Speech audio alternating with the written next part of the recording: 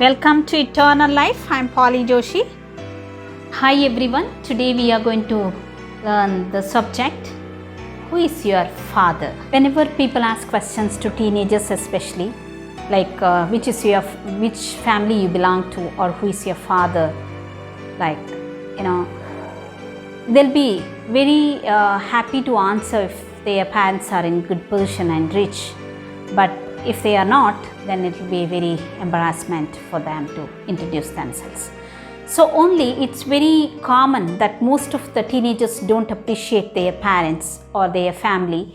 They always think that if I were born to a rich, famous parents, if my father was so and so. The fact is that when we are born, God did not give us the choice to select our own family or parents. It was decided by God only. We can see all kinds of people in this world, very rich, very poor, very healthy, bedridden, sick people, even handicapped orphans, beggars. Some children are born in jails, rescue camps. By seeing this, we must understand something, that none of us chose to born where we are today. It was all decided by God for a great purpose. Just imagine, who will choose to born in a beggar's family or a bedridden father's family. Acts 17:26 says in Bible, and has made of one blood all nations of men to dwell on all the face of the earth, and has determined the times before they appointed and the boundaries of their habitation, that they should seek the Lord, if perhaps they might feel after him and find him, though he is not far from every one of us. I have uploaded a detailed video about this particular subject. The link to the video is in the description.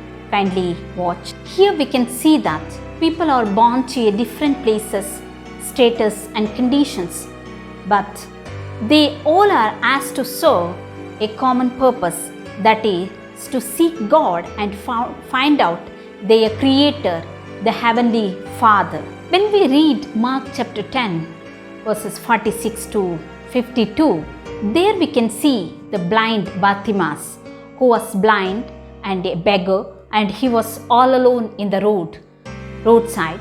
No one to help him. In fact, his condition was pathetic. But when we read and learn, we can understand that because he was poor and blind and beggar, he was end up in the roadside. Because he was in the roadside, it happened to, he was privileged to meet Jesus Christ and be healed by Jesus Christ. Not only that, he got healed, he met his Savior and fulfilled the very purpose he was on earth. We can find so many such examples from Bible and also from our neighborhood. So whatever situation you are in, whether you are rich or poor, sick or healthy or orphan, God has a plan for you. The very situation is apt for you to seek and find your Father, the Creator of the whole universe. Bible says our lifespan is very short.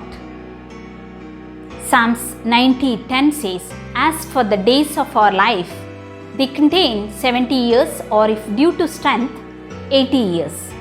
Yet their pride is but labor and sorrow.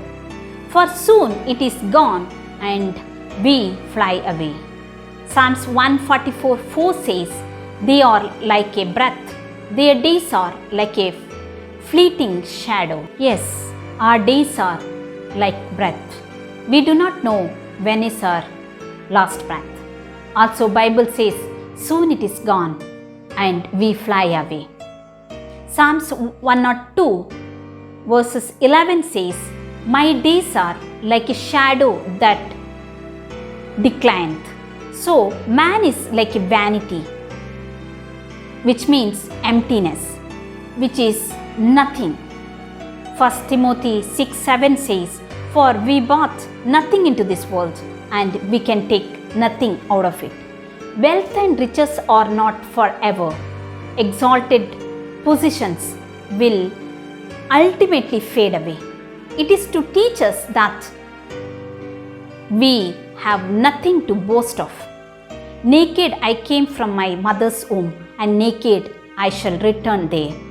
The Lord gives and the Lord takes away. Blessed be the name of the Lord. These are the words of a godly man, Job, in the Bible. 1 Peter 2:11 says, we are sojourners and exiles. Sojourners means people who do not have any permanent place in this world, and exiles means we will never fully fit with this world because we are outsiders, because we don't belong here. We are belong to another place, in fact heaven. So only this world is not at all comfortable for us to live. That is the very reason Bible says, though your days are 82 years, yet their pride is labor and sorrow. Because Adam and Eve sinned, it affected the whole human race. We also share in God's curse against that sin. Even the earth was cursed, and because of that sin, whole human race fell under the slavery of sin. Satan and his angels are trying their level best to take all the human race to hell. Do you know why? Because hell was created for these rebellious angels who was rebellious against heavenly God. In fact, they are controlling them, the humans, and hiding the great truth of salvation from them. Satan has assigned his angels to drag you to the lust of this world. Though the good news of salvation is preached across the world, though it is freely available on your fingertips, you are not interested. Do you know why? Because Satan is dragging you out of it. 2 Corinthians chapter 4 verses 3 and 4 says, but if our gospel is hid, it is hid to them that are lost, in whom God of this age has blinded the minds of them who believe not, lest the light of the glorious gospel of Christ, who is the image of God, should shine unto them.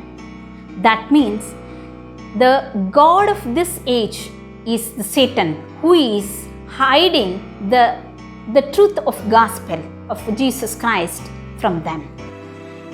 His only aim is to drag them out of this gospel, to know the truth and to take them to hell. So, my dear friend, put your foot down and say no to Satan's tricks. Receive Jesus Christ as your Lord and Savior. Though we cannot choose our physical father, but we can choose our spiritual father when we are in this earth.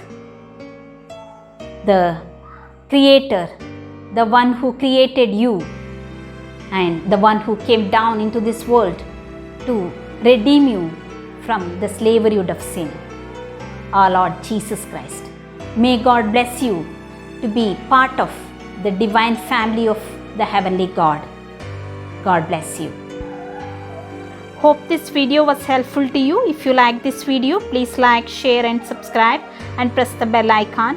See you soon with a new video. Till then, goodbye.